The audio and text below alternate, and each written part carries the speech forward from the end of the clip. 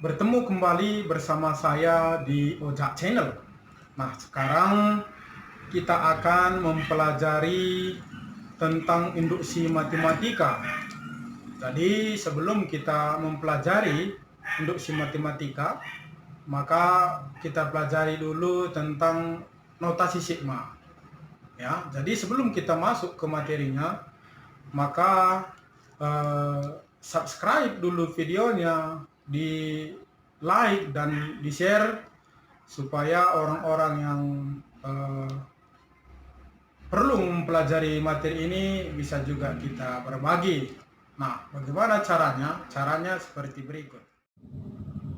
Oke, cara subscribe dari YouTube yaitu pertama dulu aktifkan atau hidupkan Androidnya, kemudian lihat di channel YouTube, kemudian kita hidupkan YouTube-nya. Nah, sekarang posisinya seperti ini ya. Kemudian klik di pencarian, ya, klik di pencarian ini. Nah, di situ sudah ada Ojak Channel. Tetapi yang belum ada tertera Ojak Channel, maka diketikkan di telusur di sini. Ya, boleh diketikkan dia Ojak Channel ya. Oke. Jadi kalau sudah ada nanti langsung klikkan. Nah, di situ sudah terlihat bahwa ada Ojak Channel ya dengan latar ladang. Kemudian di situ sudah ada video-video tentang pelajaran. Nah, jadi ada di situ subscribe katanya. Maka klik aja subscribe-nya ini.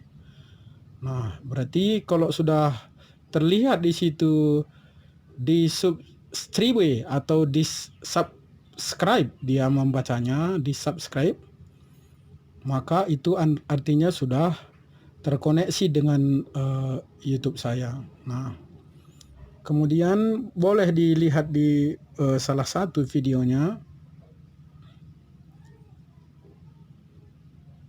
Ya, sudah nampak di situ. Kemudian lihat di tanda jempol itu, jempol ke atas, boleh di oke kan. Nah, kemudian ada tanda bagikan di sini, itu boleh diklik.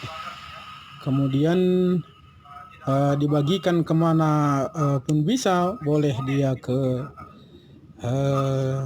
Facebook, boleh juga ke WhatsApp, ya terserah kemanapun boleh.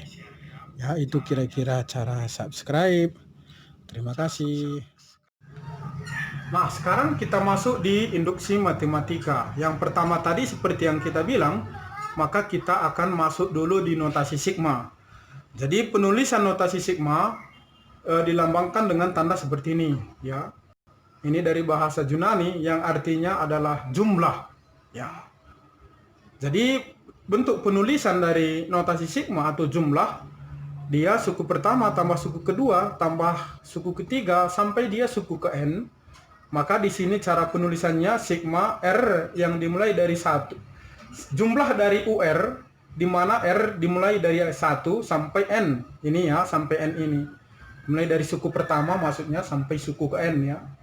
Jumlah, kita ulang, jumlah suku ke R di mana R itu dimulai dari 1 sampai N. Itu cara penulisannya. Nah, sebelum kita masuk ke sifat-sifatnya, maka terlebih dahulu kita akan belajar tentang materi deret aritmatika. Nah, hari itu kita sudah pernah mempelajari 1 tambah 2 tambah 3 tambah 5 tambah 6. Ini deret aritmatika. Maka kita menentukan jumlahnya, yaitu kita menggunakan rumus ya, dimana rumus yang kita buat adalah Sn sama dengan N per 2 dikali, boleh UN A tambah UN, boleh A 2A ditambah N kurang 1 kali beda ya. Ya, ini kita buat contoh yang sederhananya saja ya. sudah kita belajar hari itu. Maka jumlahnya N berapa? 1, 2, 3, 4, 5, 6. Berarti jumlah yang 6 suku ini adalah 6/2. 2 dikali 1 tambah 6 dikurang 1 dikali bedanya adalah 1. Karena 2 dikurang 1. Ini hanya materi mengingatkan ya. 2 ditambah 5 ya. Berarti 3 dikali 7 maka 21. Itu kira-kira hari itu sudah dipelajari tentang deret aritmatika. Nah, sekarang tugas kita di sini, kita sebenarnya nanti perlu juga kita menentukan jumlah, tapi di sini kita belajar dulu bagaimana kita membuat rumusnya. Nah, sekarang kita membuat sebuah rumus dari susunan bilangan yang sudah tersaji. Kita menggunakan notasi sigma. Nah, jadi cara membuatnya sigma. Oke. Ini kita mulai dari suku yang pertama. Berarti ada berapa sukunya di sini? 1, 2, 3, 4, 5, 6 sampai suku yang ke-6. Itu artinya. Nah, kemudian kita perhatikan bilangan. Bilangan ini kalau kita perhatikan dia bilangan berurut. Ya, tidak tetap dia 1. Oke. Jadi kita tulis.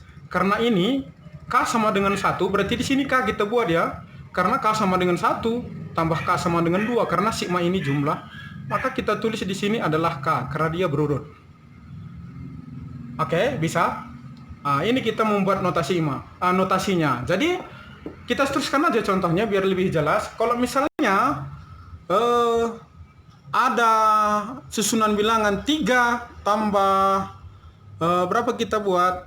Tambah 7 ya, tambah 11, tambah 15, tambah 19, tambah 23. Ini kita buat ya.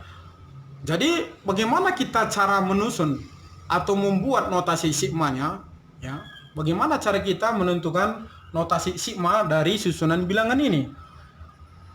Nah, coba kita perhatikan, maka bilangannya ini adalah berurut ya. Bilangannya berurut. Kemudian di mana selisihnya adalah 4. Oke. Jadi cara penulisannya supaya lebih mudah, kita perhatikan ini selisih ada 4 ya, selisih 4. Nah, maka kita buat sigma. Ini biasanya kita mulai dari angka 1 ya. Bisa rupanya tidak 1, bisa juga, ini tergantung jenis soal. Nah, berapa dia sukunya di sini, berapa banyak dia penjumlahannya? Kita hitung 1, 2, 3, 4, 5, 6. Ada 6. Nah, kalau kita buat di sini K, berarti itu 1 tambah 2 tambah 3 sampai 6. Sementara di sini adalah 3. Nah, jadi apa fungsinya? Inilah fungsinya selisih. Maka ini sebagai koefisien K-nya nanti. Berarti kita buat di sini 4K. Oke, bisa ya? 4K. Kalau kita ganti K-nya mulai dari 1, berarti 4 kali 1, 4. 4 kali 2, 8. Berarti 4 tambah 8 tambah 12 seterusnya. Sementara di sini 3 mulai. Nah, karena ini 4, supaya menjadi 3, maka kita kurangi 1. Sebaiknya dikurung ya, karena ini satu kesatuan. Nah, coba kita buktikan ya. Kita ganti K-nya mulai dari 1. Berarti 4 kali 1 dikurang 1 sama dengan 4 kali 1, 4. Kurang 1, 3. Kemudian 4 dikali 2 dikurang 1. 4 kali 2, 8. Kurang 1, 7. 4 kali 3, 12. Kurang 1, 11. 4 kali 4, 16. Dikurang 1, 15. 4 kali 5, 20. Kurang 1, 19. 4 kali 6, 24. Kurang 1, 23. Sampai 6. Kalau kita perhatikan angkanya sama dengan di atas. Oke. Nah, sekarang kita buat nomor 3. Bagaimana kalau kita mulai dari angka 0 saja ya? 0, 5, 10, 15, 20, 25, 30, 35 ya. Oke. Jadi kita akan membuat notasi sigma. Secara umum, notasi sigma seperti yang kita bilang, haruskah dimulai dari 1 ya. Haruskah dimulai dari 1? Oke, jadi kita buat di sini sigma K sama dengan 1. Jadi di sini bukan harus K ya, bisa juga R sama dengan 1. Oke ya. Atau ini kita ubah jangan K, biar agak lebih banyak variasinya. Kita buat dia A sama dengan 1 ya. Supaya ada variasinya. Nah, kalau kita buat di sini A, maka tentunya A-nya dimulai dari 1 ya. Sementara itu dimulai dari 0. Ya. Berarti coba kita tentukan dulu batas atas ya, karena ini batas bawahnya 1. Oh, ini koma pun bisa ya, tambah pun bisa ya. Tapi sebenarnya ini lebih bagus tambah ya. Kebiasaan menulis deret barisan. Ini tambah. Oke. Tambah. Jadi karena sigma tadi jumlah, maka sebaiknya itu tambahnya. Dimulai dari 1. 1, 2, 3, 4, 5, 6, 7, 8. Ada 8. Oke. Udah? Bisa ya? Dia terdiri dari 8 suku. Dimulai dari 1. Kalau kita buat A, berarti 1 tambah 2 tambah 3 sampai tambah 8. Sementara di sini angkanya adalah lebih dari ini aja. Sudah pasti lebih dari jumlah ini kalau kita buat seperti ini. Jadi caranya seperti tadi aja. Tentukan selisihnya. Selisihnya selalu suku kedua dikurang suku yang pertama, menentukan nanti sigmanya di sini ya. Berarti selisihnya 5 ya. Jadi dalam konsep yang ini, maka suku 2 dikurang suku pertama ya. Oke, gitu dia caranya. Berarti di sini 5A. Kita ganti. Nah, sekarang kalau kita ganti A-nya dengan 1, berarti 5 kali 1, 5. Sementara suku pertamanya 0. Supaya dia suku pertama jadi 0, maka ini kita kurang 5. Nah, kita buktikan. Jadi, kita mulai A-nya dari 1. 5 dikali 1, 5 dikurang 5, 0. 5 dikali 2, dikurang 10, dikurang 5, 5. 5 kali 3, 15, dikurang 5, sama dengan 10. 5 dikali 4, 20, dikurang 5 adalah 15. Sampai kita buat 8 ya. Sampai di sini. 5 dikali 8, 40, dikurang 5, 35. Oke, mantap. 0, 5, 10, 15, dia sampai 35. Ya. Itu dia kira-kira cara penulisan notasi sigma. Oke, bisa. Nah, sekarang kita masuk di soal yang keempat. Nah, sekarang bentuknya berbeda sedikit dengan soal yang di atas tadi ya. 1/4 tambah 1/8 tambah 1/16, 1/32, 1/64. Jadi ini bentuk pecahan. Dia di sini konstan dia satunya. Kemudian kalau kita perhatikan dari susunan angka di penyebut, apa yang bisa kita lihat kalau kita gunakan dia sistem deret aritmatika yang di bawah, 4 ke 8 tambah 4, 8 ke 16 tambah 8. Jadi dia bukan aritmatika, ya, bukan deretnya. Kita perhatikan, jadi kalau kita lihat ini, sekilas ini sebenarnya bilangan pokoknya bisa kita buat 2 ya. Jadi di atas tetap 1. Nah ini. Maka kita buat dia bilangan pokoknya 2. Karena ini semuanya berpangkat 2. Bilangan pokok 2, basis 2. Jadi kita buat. Berarti di sini setengah. Sementara di sini 1/4. Supaya dia jadi 4. Maka kita kuadrat, bukan dikali ya. Sebenarnya bisa dikali 2 kali 2, nanti kita buat lagi 2 pangkat 2 gitu bisa ya. Jadi langsung saja kita buat pangkat 2. Oke. Atau ke sini kita buat ya setengah pangkat 2. Ini jadinya setengah pangkat 3 karena 2 kali 2 4 kali 2 8. Tambah setengah pangkat 4 tambah setengah pangkat 5 tambah setengah pangkat 6 ya. Oke. Ini tadi 1/4. Ini tadi 1/8, 1/16, 1/30, 1/64. Berarti bilangan pokoknya di sini adalah setengah. Jadi kita buat sigmanya. Kita buat K sama dengan 1. Atau kita ganti lagi dia R ya. R sama dengan 1. Kemudian sampai berapa? Ada berapa suku? 1, 2, 3, 4, 5. 5. Berarti di sini setengah. Oke. Setengah. Oke ya, setengah ya bilangan pokoknya. Kemudian kita lihat di atas. Nah, kalau kita perhatikan di atas dimulai dari angka 2 bukan angka 1.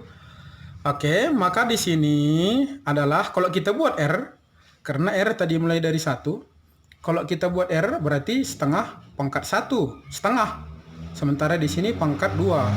Berarti tambah 1. Ya, kita buktikan berarti setengah pangkat R-nya dimulai dari 1, 1 tambah 1, setengah pangkat 2. Setengah pangkat 2 berapa? 1/4. Kita ganti lagi R-nya dengan 2. Berarti 2 tambah 1, 3. Berarti setengah pangkat 3. Sampai dia, kita ganti R-nya dengan 5. Berarti setengah pangkat 5 tambah 1, setengah pangkat 6. Oke, mantul ya, bisa ya. Nah, sekarang kita menyelesaikan nomor 5 ya, dimana soal nomor 5 juga berbeda dengan soal sebelumnya. Jadi di sini bentuk barisannya adalah dimana terdiri dari suku-suku yang berbentuk kali. Ini dia. Ini sukunya dihitung berdasarkan jumlah atau kurangnya. Tanda kurang, berarti ini sukunya hanya 4, bukan 8 ya, karena di sini bentuk kali. Nah, kita perhatikan dia setiap angka yang ada di depan, dia adalah berurut 2, 3, 4, 5. Oke. Kita buat dia sigma. Oke, kita buat aja di sini karena dia 2, 3, 4, 5. Kita buat di sini R sama dengan 1. Ya, berarti di sini juga kita pakai R ya. Nah, kalau kita gantikan R-nya 1, maka di sini belum memenuhi angka 2. Supaya dia jadi 2, maka ini kalau kita kali 2 ya, 2R, berarti kalau kita ganti nanti R-nya dengan 2 sudah 4, sementara di sini 3. Jadi cukup kita tambah 1 ya. Jadi kalau kita ganti 1 tambah 1, 2. R-nya 2, 2 tambah 1, 3. R-nya 3, 3 tambah 1, 4. R-nya 4, 4 tambah 1, 5. Habis, berarti R-nya hanya sampai 4. Jadi kalau dia yang pertama ini memenuhi hanya R sampai 4, maka yang di sini juga nanti harus memenuhi hanya sampai 4 ya. Gitu dia. Jadi bagaimana caranya? Nah, kita buat lagi di sini R. Oke. Kalau kita ganti R-nya, ya ini kita masuk di yang belakang ya, angka-angka yang di belakang setiap suku ya. Ini. Kalau kita ganti R-nya 1, berarti 1 lah. Sementara di sini 5. Nah, kalau kita buat kali 5, berarti 5 kali 1 5, 5 kali 2 10, sementara di sini 7. Berarti itu juga belum tepat. Nah, bagaimana caranya? Tadi kan sudah kita belajar di pola. Kalau dia 5, 7, 9, 11, maka kita hitung selisihnya. Berarti selisih adalah 2. Berarti di sini kita kali 2. Gitu dia ya. Kalau kita ganti di sini R-nya 1, 2 kali 1, 2, sementara di sini 5. Belum connect juga kan gitu. Jadi supaya jadi 5, maka ini kita tambah 3. Oke. Coba kita buktikan ya. R-nya 1, berarti 1 tambah 1. Ini dalam kurung, ini dalam kurung lagi. 2 kali 1 tambah 3. 1 tambah 1, 2. 2 kali 1, 2. ditambah 3, 5. 2 kali 5. Pas ya. Kita ganti lagi R-nya 2. 2 ditambah 1. Berarti di sini 2 dikali 2 tambah 3. 2 tambah 1, 3 kali. 2 kali 2, 4. Tambah 3, 7. Masih sama. Kita ganti R-nya dengan 3. Berarti 3 tambah 1. Di sini ganti lagi 3. 2 kali 3 tambah 3. 3 tambah 1, 4. Kali 2 kali 3, 6. 6 tambah 3, 9. Mantul. Terakhir, karena dia R-nya hanya sampai 4. 4 tambah 1. Di sini 2 kali 4 tambah 1. 4 tambah 1, 5. Kali 2 kali 4, 8. Tambah 1. Aus, ini bukan 1 ya, tapi 3 ini ya, karena tambah 3. 2 kali 4, 8. 8 tambah 3, 11. Sama dengan yang tadi. Jadi begitu dia cara penulisan notasi sigma. Yang berbeda ya, saling berbeda. Jadi kita harus perhatikan polanya. Nah, ini kita belajar dari angka ke notasi sigma. Oke?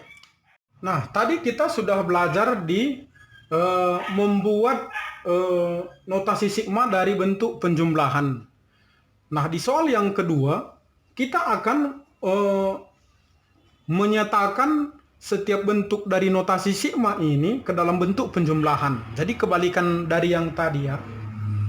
Jadi di sini sebenarnya tidak ada kesusahan karena sebenarnya dari awal tadi sudah kita buat dia cara membuatnya di dalam membuat notasi sigma tadi. Tapi biar lebih jelas lagi kita buat ya. Kita hanya membuat notasi sigma, menyatakannya. Nyatakan berarti kita hanya membuat, bukan menjumlahkan ya. Jadi caranya bagaimana? Ya kita ikutkan saja seperti tadi. Kita ganti I-nya berdasarkan dari angka terkecilnya atau I dimulai dari 1. Berarti caranya kita ganti I dengan 1, maka di sini 2 dikali 1 ditambah 1. Ini tambah ya, karena sigma itu jumlah. Kemudian kita mulai lagi I dimulai dari angka setelah 1, 2. Berarti 2 dikali 2 ditambah 1 ya, tambah 1. Oke. Kemudian 2 dikali I-nya, perhatikan I, 2 dikali 3 ya. Setelah 2, 3 ditambah 1. Ya hanya ini dia bentuknya. Jadi kita menyatakannya bukan menjumlahkan. Kemudian bagian yang B, sigma dari K dimulai dari 2 sampai dia 4. Dari K, oke. K dikali K plus 1. Berarti apa katanya kalau kita mulai dari angka 2 ya tulis dari angka 2. Berarti 2 dikali 2 tambah 1. Tambah di sini ya. Kemudian ganti lagi K dengan 3. Berarti 3 dikali 3 tambah 1. Oke, tambah. Setelah 3 baru 4. Oh, maaf di sini juga 3. 3 ditambah 1. Baru di sini dimulai dari diakhiri dengan 4 ya, karena 4 tadi batas atasnya. 4 dikali 4 tambah 1. Udah selesai. Ya, ini kira-kira bentuk contoh soal kita mulai dari notasi sigma ke dalam bentuk penjumlahan. Jadi inilah dulu presentasinya atau tentang materi dari induksi matematika yang pertama, supaya tidak bosan karena ini agak panjang juga. Jadi ini dulu dipelajari dan seterusnya nanti kita akan mempelajari sifat-sifat dari notasi sigma.